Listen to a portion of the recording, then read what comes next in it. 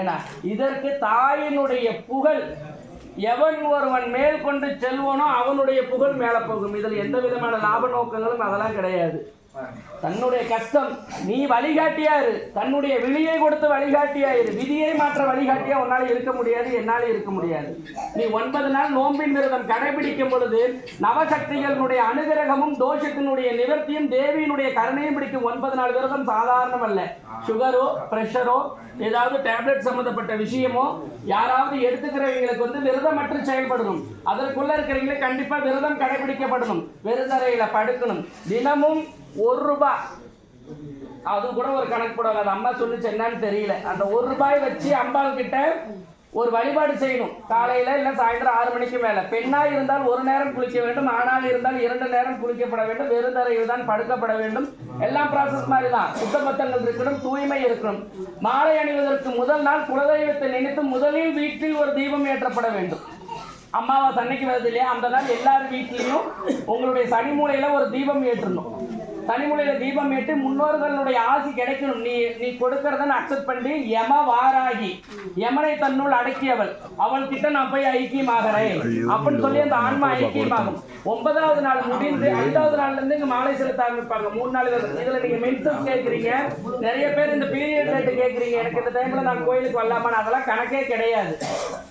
சரிங்களா? நீங்க தலையோட குளிச்சுட்டு உங்களுக்கு டிஸ்டர்பன்ஸ் இல்லாத நெருடல் இல்லாத அளவுக்கு சூழல் ஏற்படுத்திக்கிட்டு கண்டிப்பா ஆலயத்துக்கு வாங்க.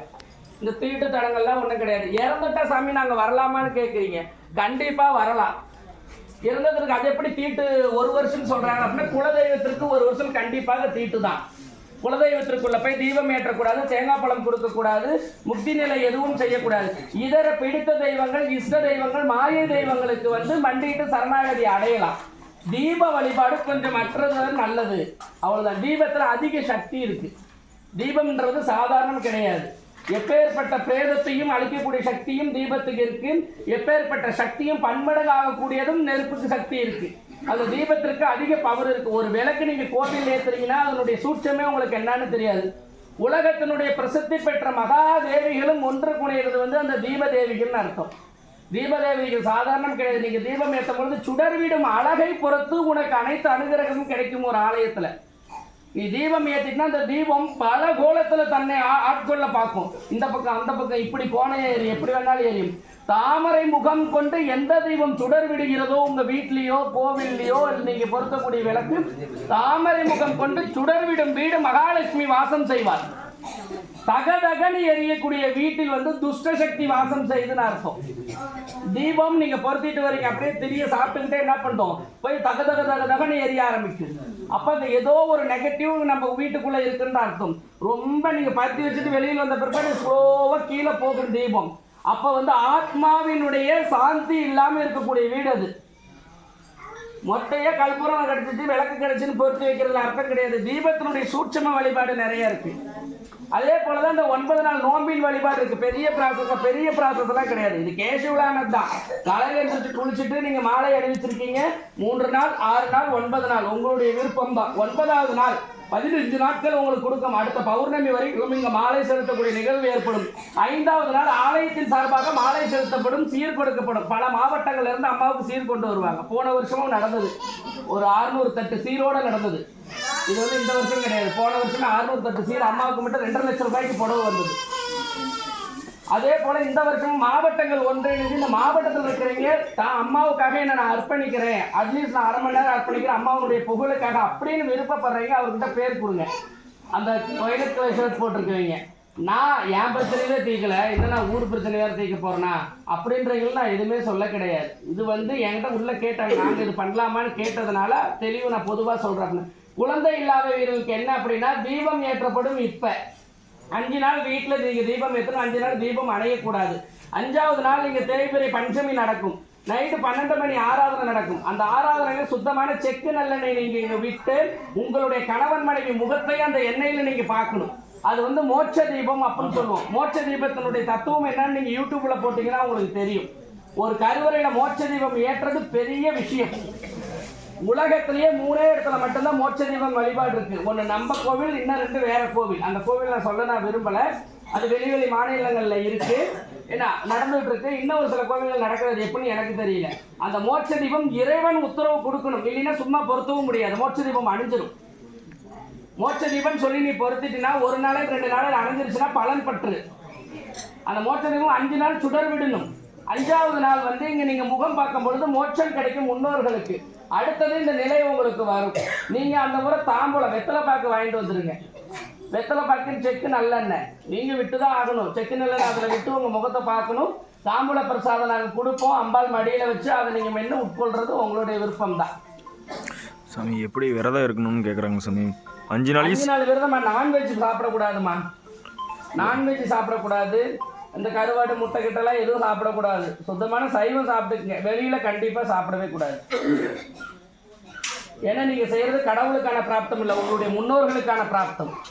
கடவுளுக்கானதுன்னா நீங்க எங்க வேணாலும் சாப்பிட்டுக்கலாம். இறைவன் எல்லாத்துலயும் நிறைந்திருக்கின்றான். எதை வேணாலும் பண்ணலாம். அதெல்லாம் ஒன்றும் தப்பு கிடையாது. அதுக்கு தேவை கர்ம கடைசி காலத்தில் நம்மளை பாதிக்கும். ஆனால் முன்னோர்களுக்காக விரதம் இருக்கும் பொழுது மிகப்பெரிய நமக்கு ஒரு தடைகளே வரும். நம்ம இருக்கணும்னு முடிவு பண்ண இது இதுக்கு மட்டும்தான் இருக்கணுமா அப்படின்னு நீங்க நிறைய பேர் கேட்குறீங்க. தீராத கடன் பிரச்சனையும் வீடே அமையலன்றவங்க இந்த விரதம் இருக்கலாம். எனக்கு சொந்த வீடே அமைய மாட்டேங்குது, எந்த தொழில் பண்ணாலும் எனக்கு லாஸ் ஆகுதுன்றவங்க கண்டிப்பா இந்த ப்ராசஸை நீங்க கடைபிடிக்கலாம். ஆனா கண்டிப்பா விரதம் மேற்கொண்டதான் ஆகணும். உங்க வீட்டு தண்ணி தான் குடிக்கணும், உங்க வீட்டில் செய்யறது தான் சாப்பிடணும். வேணா நீங்க பாக்ஸில் போட்டு போங்க, 1 லிட்டர் வாட்டர் பாட்டில் எடுத்துட்டு போங்க. 5 நாள் விரதம் கண்டிப்பாக பிடிக்கணும். பஞ்சமி அன்னைக்கு நீங்க சாப்பிடாம வரணும். இங்கே நடக்கிற நைட் ஆறாதன்னைக்கு நீங்கள் சாப்பிடக்கூடாது. நீங்கள் இங்கே முடிச்சுட்டு இங்கே அம்பா கிட்ட இருந்து அமுதம் எடுத்து தருவோம். தாம்பூலமும் அமுதும். அந்த அமுதத்தை நீங்கள் விரதம் முடிக்கணும். நீங்கள் இதை முடிச்சுட்டீங்க, இதை பர்ஃபெக்டாக நம்ம தடையில்லாமல் செஞ்சுட்டோம்னா உங்கள் வீட்டில் இந்த விளக்கு அணையாது. விரதங்கிறது காலையிலிருந்து. ஆமாம், 5ஆவது நாள் காலையிலேருந்து சாப்பிடக்கூடாது, நைட்டு தான். ஆமாம், வயசானவங்களும் சாப்பிட்டுக்குங்க. குழந்தை இல்லாதவங்களுக்கு அந்த விரதம் பிராப்தம். வயசானவங்களும் சாப்பிடும். இப்போ அந்த தீர்ப்பு இது தீசட்டி எடுக்கிறதுக்கு என்னைக்கு? அது ஆனி மாசமா? ஆனி மாசம். அதற்குள்ள என்னன்னா நிறைய மக்கள் வந்து எங்க மாவட்டத்துக்கு நியூஸ் வரலன்னு சொல்லிட்டு இருக்காங்க. நிறைய மாவட்டத்தில் எல்லாம் ஒட்டுக்கா ஒன்று சேர்ந்து பேர் கொடுத்துட்டு இருக்காங்க. ஒவ்வொரு மாவட்டத்துலேயும் 500 வீடு. இந்த விதி தீபத்தை பற்றி நான் சொல்லியிருக்கேன். உங்களுக்கு தெரிஞ்சிருந்தா பாருங்க, தெரியலன்னா அது ஒரு முறை மேலோட்டமாக சொல்லிடுறேன். அம்பாள் வந்து விதி தீபம் சொல்லி இல்லந்தோறும் ஏற்ற சொன்னாங்க. அது அருள்வாக்களை சொல்லி நிலை கிடக்கும் பொழுது அந்த விதி தீபம் ஒவ்வொன்றும் வீட்டில் ஏற்றுங்க அப்படின்னு சொன்னாங்க. அந்த விதி தீபம் ஏற்றதற்காக தான் இந்த ஆன்மீக பயணம். வாரத்தில் 5 நாள் போகலாம், மாதத்தில் 5 நாள் போகலாம் அப்படின்னு சொல்லி ஒவ்வொரு மாவட்டத்திற்கும் போகிறதுக்கு ஏற்பாடு பண்ணியிருக்கோம். ஃபர்ஸ்ட் நிலையை தான் இந்த தருமபுரி, கிருஷ்ணகிரி, ஒசூர், பெங்களூர் வந்து இது வந்து 2 மாதம் ட்ராவல் பண்ணணும். கோயம்புத்தூர் பதிவு பண்ணியிருக்கீங்க. கோயம்புத்தூருக்கு கண்டிப்பாக மார்ச் மாதம் கோயம்புத்தூர் முதல் வீக்கில் கோயம்புத்தூர் தான் வரும். மார்ச் பஞ்சமி முடிஞ்சு. அப்படியா? பாரதின்ற அம்மா கேரளாவில் 100 வீடு பதிவு பண்ணியிருக்காங்க. இது வந்து அம்பாளினுடைய ஆற்றல் தான், என்னன்னு எனக்கு தெரியாது. பட் உள்ள போகும்பொழுது அந்த தாயினுடைய கருணை கண்டிப்பாக நிறைஞ்சிருக்கும். எல்லார் வீட்லேயும் படம் கண்டிப்பாக கொடுக்கப்படும். படத்தை வச்சு தான் தீபம் ஏற்றப்படும். ஏன்னா அது அம்பாளுடைய வாக்கு. அந்த படம் வச்சுட்டு எனக்கு பயமா இருக்கு, அதெல்லாம் பயப்படவே தேவையில்லை. கண்டிப்பாக தயவு செஞ்சு அதுலேருந்து வெளியில் வாங்க. எனக்கு திருமணம் ஆயிடுச்சு, எனக்கு ஒரு குழந்தை இருக்கு, நான் சாப்பிட்றேன், என் ரிலேஷன் வீட்டுக்கு போகிறேன், டெத்துக்கு போகிறேன், நாங்களும் எல்லாத்தையும் கலந்து தான் வரோம். அம்பாள் வந்து குறுகிய மனப்பான்மையும் கெட்ட எண்ணமும் அடுத்தவனுக்கு எடுக்கக்கூடாதுன்ற எண்ணமும் இருந்தாவே இறைவன் ஆசை செய்வான். வாராகி அவ்வளோ பெரிய மோசமானவளாக கிடையாது. ராஜாக்கள் மட்டுமே வழிபட்ட பெரும் தெய்வம். அந்த ராஜாக்கள்ல இருந்து நம்ம வெளியில வரணும் அப்படின்றது இன்னைக்கு சாதாரண மக்களுக்கு கிடைக்குதுன்றதே நமக்கு பெரிய கிஃப்ட். ராஜாக்கள் மட்டுமே தந்திரமான முறையில் வழிபாடு செஞ்சாங்க. அவ்வளவு பெரிய ராஜராஜன் சோழன் அவர்கள் வாராகி வழிபட்டார். ஆனா ராஜகோபுரம் அமைப்பதற்கு அவருக்கு கொடுப்பன இல்லையே. எவ்வளவு பெரிய விஷயம். அவ்வளோ பெரிய சிவனை ஸ்தாபனம் பண்ணவர் வாராகி மேல ரொம்ப பற்று இருந்திருந்தால் அவளுக்கு பெரிய ராஜகோபுரம் கட்டலாமே. தஞ்சை நிலத்தில் இடம் இல்லையா? தஞ்சையில இடம் இல்லையா? தஞ்சை மாநகர்ல வேற எங்கும் எதுவும் இல்லையா? அப்ப ஏதோ ஒரு விஷயம் அங்க தடுக்கப்பட்டு இருக்குல்ல. சிவனை எவ்வளவு பெரிய பிரம்மாண்ட ஆதிகீலனை கண்டாரு. ஆனா வார்த்தாளினுடைய அனுகிரகம் இவ்வளவுலயே போயிடுச்சு. ஏன்? மக்களுக்கு தெரியக்கூடாது.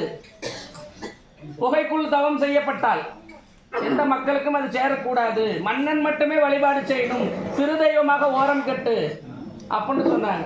ஆனா இன்னைக்கு நம்ம எல்லாமே டைரக்டா பாக்குறோம். வாராகி தொட்டா புண்ணியம், வாராகி அப்படிலாம் எனக்குலாம் பேசலாம் தெரியாது. வாராகி தொட்டா புண்ணியமா, சிலையை தொட்டா புண்ணியமாலாம் இல்லை. அம்மா சிலையை தொட சொன்னா தொட சொல்லுவேன்.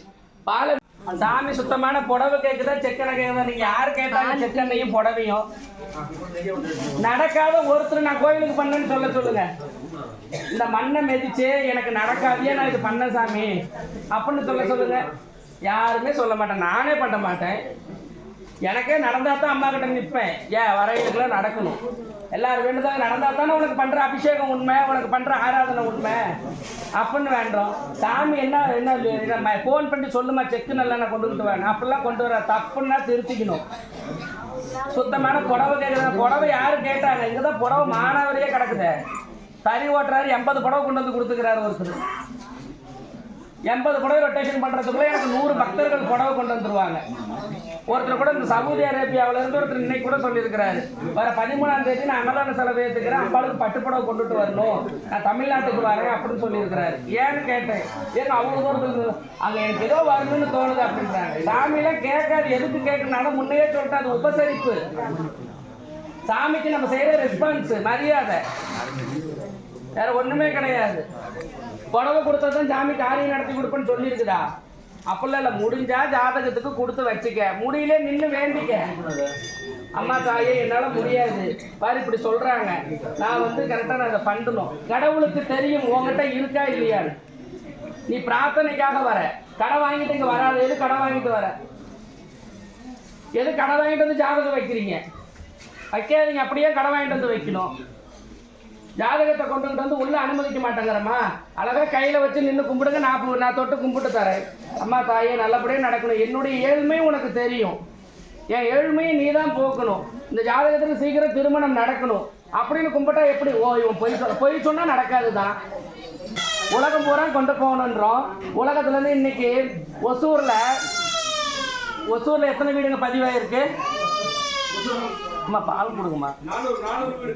ஒசூர்ல 400 வீடு. கோவிந்தா அண்ணங்க அந்த அண்ணன் வீட்டுல 150 வீடு பதிவாயிருக்கு. கேஜிஎஃப்ல 100 வீடு பதிவாயிருக்கு. கோயம்புத்தூர்ல 600 வீடு பதிவாயிருக்கு. கோயம்புத்தூர் அந்த அம்மா பதிவு பண்ணிட்டு இருக்காங்க. இது எல்லாமே பண்ணி இது கொண்டு போகும்பொழுது அவங்களாம் என்ன சும்மா காரணம் இல்லாத கொண்டு போவாங்களா? அந்த 600 பேரை நாங்கள் கொண்டுட்டு வரணும் இல்லை? எல்லாம் வந்தவங்க தான். அம்மா வர சொல்லுங்க வீட்டுக்கு அப்படின்னு சொல்றீங்க தான். அவங்க வீட்டில் தெய்வம் ஏற்ற பொழுது ஒரு நல்வழி கிடைக்கும் அப்படின்றதான். ஆஷாட நவராத்திரிக்கு 9 நாள் நோம்பின் விரதம் அம்மாவுக்கு மாலை அணியப்படுது. சித்திரை 1க்கு அம்பாள் மடிமாலை சாத்தப்படுது. 48 நாள் மடிமாலை தவத்தில் இருக்கும். தன்னுடைய தவங்களும் இச்சாசக்தி, கிரியாசக்தி, ஞானாசக்தி முப்பெரும் சக்திகளுடைய அனுகிரகம் பெறுவதற்காக ஆணி மாசம் முடிஞ்ச அமாவாசை முதல் நாள் இங்க மாலை அணிவிக்கப்படும். அவங்க எங்க ஊர்ல இருந்து மாலை போடுவாங்க. அந்த 9 நாள் தவம் இருந்து 5வது நாள் இங்க அம்பாளுக்கு சீர் நடக்கும். 9வது நாள் இங்க தீச்சட்டி யாகம் நடக்கும். அந்த தீச்சட்டி யாகத்துல கலந்துக்கிறவங்க எப்பேற்பட்ட துஷ்ட சக்தியில் அகப்பட்டு இருந்தாலும் சரி, பூர்வ ஜென்மத்தினுடைய பித்ருவனுடைய தோஷம், அதாவது முன்னோர்களுடைய ஆத்மாக்கள் சாந்தி அடையாது இருக்கிறவங்களுக்கு அன்னைக்கு இங்க ஒரு பூஜை நடக்கும். ஒரு தீபம் ஏற்றுவாங்க. அந்த ஒரு தீபம் ஏற்றதனுடைய வழிபாடு இருக்கு. 9 நாள் உங்களுக்கு விருப்பம் இருக்கிறவங்க தான் முன்னாலேயே சித்திரை 1க்கு புக் பண்ணிடுங்க. யாராருக்கு எந்தெந்த மாவட்டத்துக்கு எவ்வளவு மாலை வேணும்ன்றது புக் பண்ணிட்டு இருக்காங்க. ஒரு மாலை இங்க மாலை மடிமாலை சாத்தி 48வது நாள் எடுத்து எல்லாத்துக்கும் டிஸ்ட்ரிபியூட் கொடுத்துருவாங்க. அவங்க ஊர்ல இருந்து போட்டுக்கிட்டு வர்றது உங்களுடைய கடமை தான். அந்த ஊர்ல ஒரு தலைமை நிர்வாகி நிர்வகிக்கப்படும். உங்க மனசுல எல்லாம் என்ன ஓடுதுன்னு எனக்கு தெரியும். எல்லாம் இறைவனுடைய புகழ் நாங்கள் கொண்டுட்டு தான் போவோம். தடுத்தா என்ன 1 கோடி பேரை தடுக்க முடியும்? 14 கோடி பேர்த்துல 1 கோடி பேர் வந்தா போதும். என்ன பண்றோம்? 1 கோடி மக்களுக்கு ஒழுங்கா இங்க சேவை பண்ணமாவே தலைக்கு மேல, அதுக்கு மேல இந்த 10 லட்சம் பேர்த்து ஒழுங்கா சோறு போட்டு நம்மளால பார்க்க முடியாது. 4000 பேரே இங்க பார்க்க முடியல. அதனால மனசுல எல்லாம் என்ன ஓடுதுன்னு தெரியும். அடுத்த ஊரா அந்த ஊரா இந்த ஊரான்னு நினைப்பாங்க. அப்படிலாம் கிடையாது. அம்பாள் விட்ட ஆணை.